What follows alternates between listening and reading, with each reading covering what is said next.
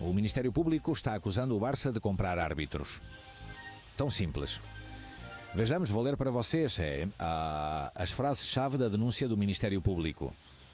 O acordo do Barça com Henriques Negreira se basearia no fato de que, na sua qualidade de vice-presidente do Comitê Técnico de Árbitros, abro aspas, em troca de dinheiro, realizar ações que favoreçam o Barcelona na tomada de decisões dos árbitros nas partidas disputadas pelo clube e assim nos resultados das competições. Este é um escândalo de grandes proporções a nível mundial. E de onde a promotoria tira o fio entre os 7 milhões de euros que Henriques Negreira recebeu no total e os árbitros que depois supostamente favoreciam o Barça. Pois o Ministério Público lembra que a designação para cada partida das competições espanholas oficiais de âmbito estatal e profissional é realizada no seio do CTA, que além disso realiza avaliações nas quais o denunciado participava para as promoções e rebaixamentos de categoria dos árbitros e propõe os candidatos a árbitros internacionais. Toda essa parrafada é literal extraída da declaração do Ministério Público, mas vou traduzi-lo para uma linguagem muito mais simples. Pois que o Comitê Técnico de Árbitros, do qual Henriques Negreira era vice-presidente, era quem determinava a carreira, o sucesso ou o fracasso, e também os rendimentos dos árbitros. Se arbitravam na primeira divisão, se arbitravam jogos importantes, se ainda eram promovidos para as competições internacionais. Ou seja, boa parte dos seus interesses estava depositada nesse organismo, do qual Henriques Negreira era o número 2, este homem que estava a soldo do Barça durante quase 20 anos. Aliás, tão a soldo que lhe aumentaram o salário. Estaria desempenhando bem seu papel. Assim, a carreira dos árbitros estava nas mãos do organismo que Henriques Negreira vice-presidia, e este havia chegado a um acordo secreto com o Barça, pelo qual recebia pontualmente um salário muito considerável. Começou sendo de cerca de 150 mil euros e terminou sendo de meio milhão. Além de que fosse algo sistemático pagar a árbitros para favorecer o Barça, as coisas não funcionariam assim. Funcionavam com, se eu gosto de como você arbitra em relação ao que eu pretendo que faça, ou seja, pela linha pela qual você deve ir, você vai ser premiado, ou vamos promovê-lo, ou nunca vamos rebaixá-lo, claro. E tudo isso influenciava a cabeça dos árbitros, está claro. E se não, não haveria denúncias. Que vai haver. A primeira, a deste homem. Parada Romero, na Rádio Marca. Ex-árbitro. As promoções e descidas não se ajustavam à categoria dos árbitros. Ficávamos surpresos com quem subia e quem descia. Os relatórios eram opacos e obscuros. Henriques Negreira era quem nos ligava. Estava tudo meridianamente claro. Você realmente tem medo dos árbitros? Realmente, este ano, sem frente? Sempre tive medo dos árbitros. Sempre. Mas é que essa é uma... Mas isso é mesmo um suicídio, quando pagavam. Sim, exato. Muito bem, Lama, muito bem, Lama, muito bem, É verdade. Lama. Ou seja, fico muito contente que digas isso, porque no fundo estás a explicar porque isso aconteceu, algo que nunca deveria ter acontecido. O mais importante é reconhecê-lo na vida. Não, mas é que é assim. Quer dizer, é que o Barça nos sentimos sempre maltratados, sempre menosprezados, ou sempre, com menos tratamento de favor, ou suportando o tratamento de favor que tem o clube.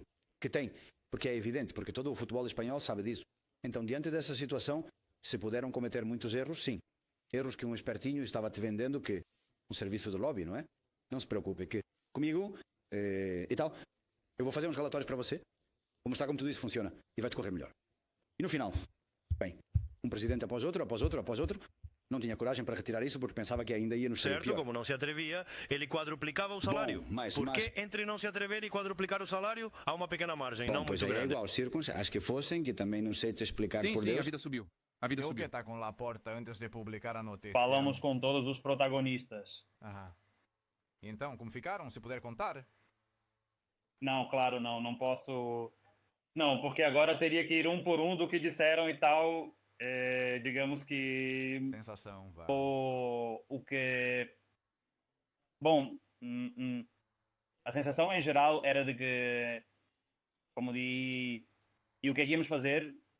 que era uma coisa já de anos atrás e no final em Madrid mandou Madrid e era preciso compensar isso.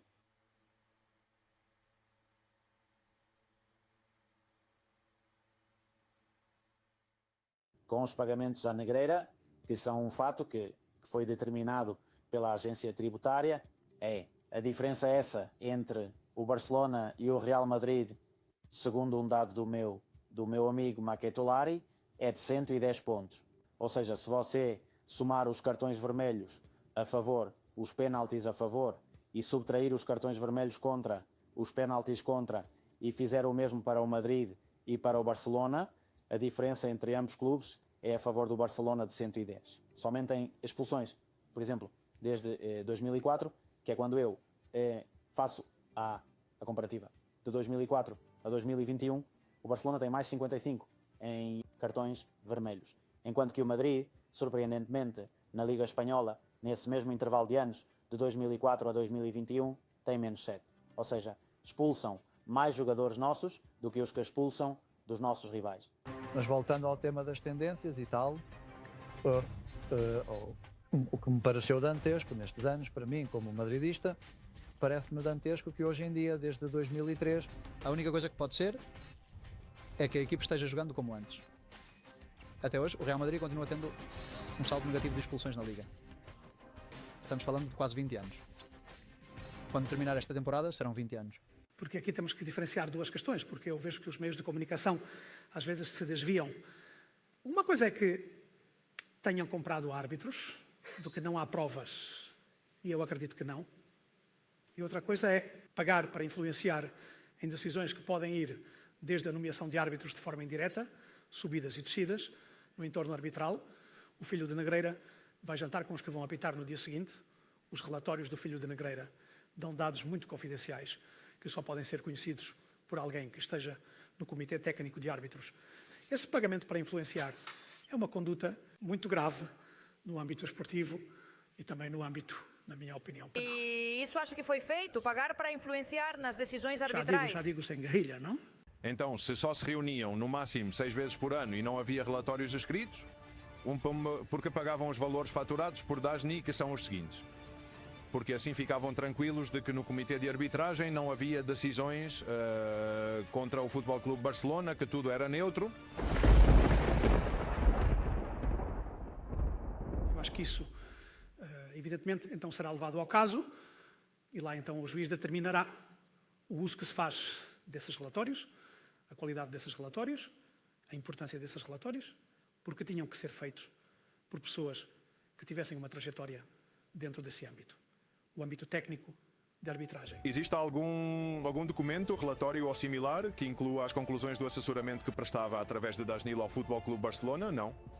Que obrigações tinha como vice-presidente do Comitê de Árbitros? Depois nos reuníamos em Madrid toda semana ou a cada 15 dias, porque o que fazíamos era revisar os relatórios que faziam os árbitros, a ata depois de cada partida, e pontuá-los. Com base nessa pontuação, o árbitro podia subir de categoria. Também tínhamos um informador da Federação que revisava se a arbitragem tinha sido correta. Preparar as palestras técnicas para os árbitros, reunir-nos com os presidentes regionais. Quanto cobrava por ser vice-presidente? Eu não recebia nada. Nunca quis receber porque eu já tinha a minha empresa e recebia do Futebol Clube Barcelona. O momento em que deixa de ser vice-presidente do Comitê Arbitral coincide com o momento em que deixa de prestar serviços para o Barcelona? Sim, o Barcelona decidiu unilateralmente. De facto, enviei uma carta para Bartomeu e reclamei do descumprimento do contrato. Depois liguei para ele, mas não atendeu o telefone.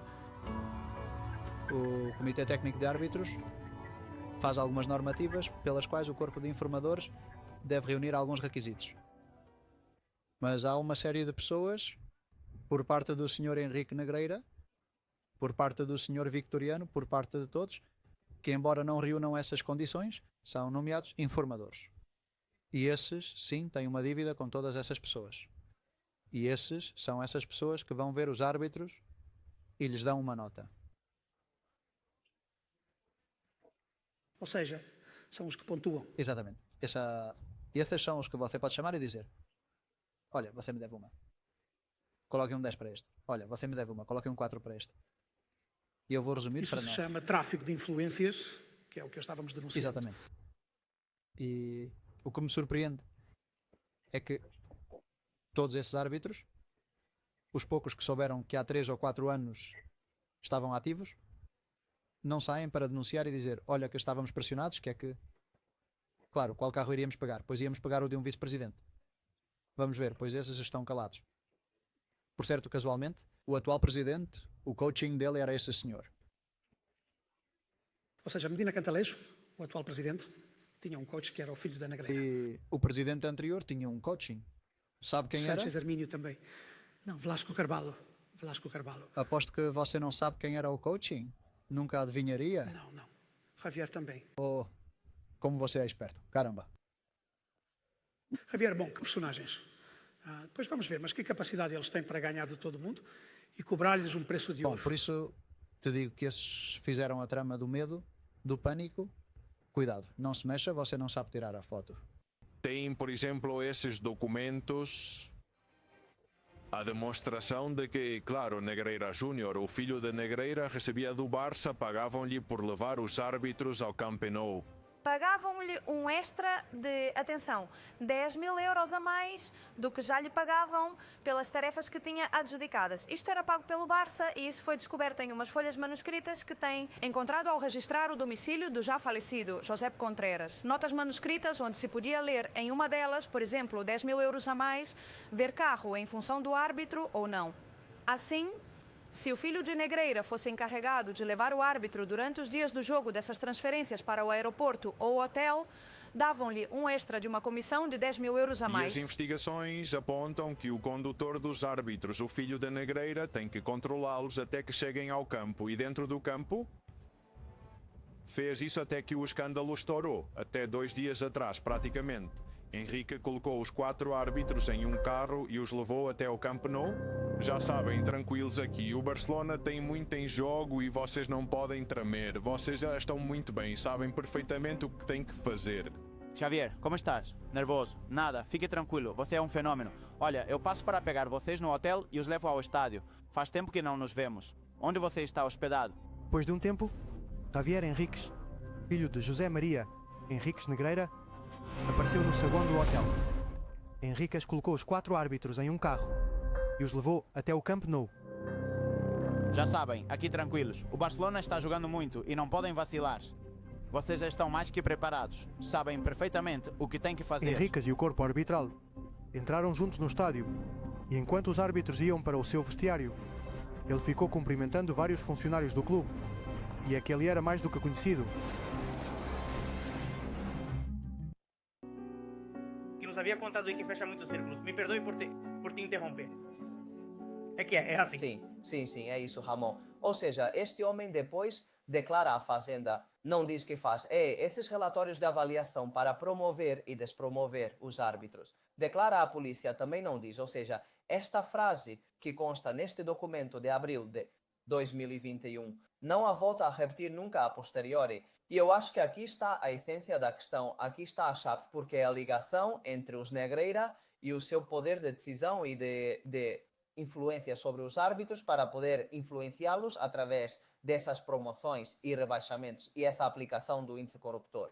Tenho conhecimento de que esta informação chegou a âmbitos judiciais que lhe deram muita relevância. E eu acho que é por aí que a investigação vai seguir. Vamos a este senhor, porque o filho fazia relatórios. Nós não sabíamos que o pai era o proprietário e pagávamos ao filho.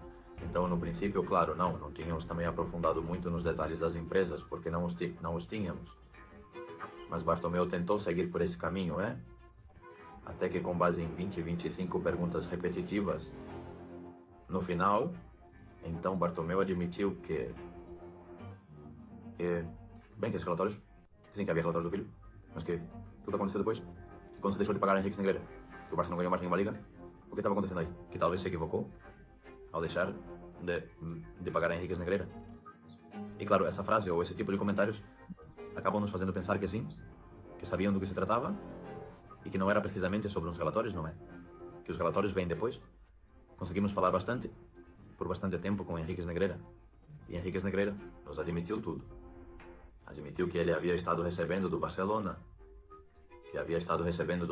durante mais anos do que constava no papel da agência tributária. Além disso, nos disse para falarmos com os presidentes que eles também confirmariam, e nos disse que não existia nenhum relatório de nenhum ano, porque ele nunca tinha feito na vida nenhum relatório para o Barça. Nenhum relatório, nenhum vídeo, nenhum documento para o Barça. Nunca tinha entregue nada ao Barça. Henrique Negreira influenciava.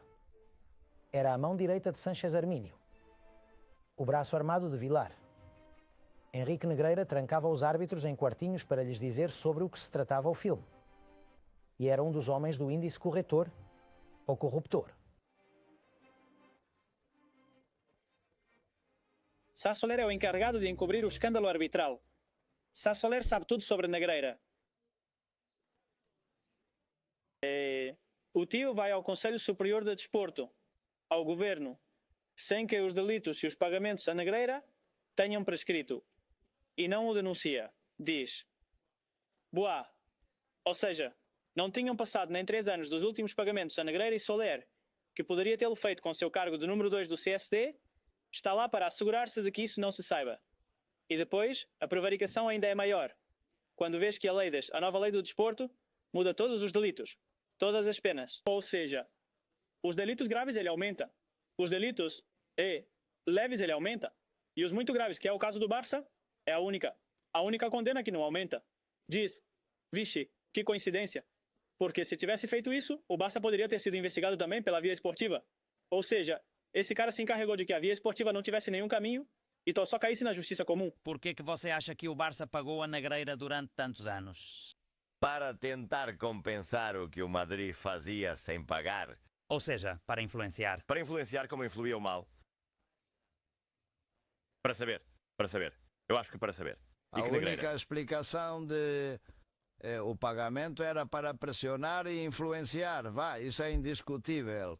Depois isso terá, digamos, se materializado. Não se teria materializado, Negreira os enganaria. Mas, digamos, isso é o complexo de inferioridade, porque isso foi feito na época de Núñez, Gaspar de Parera, não?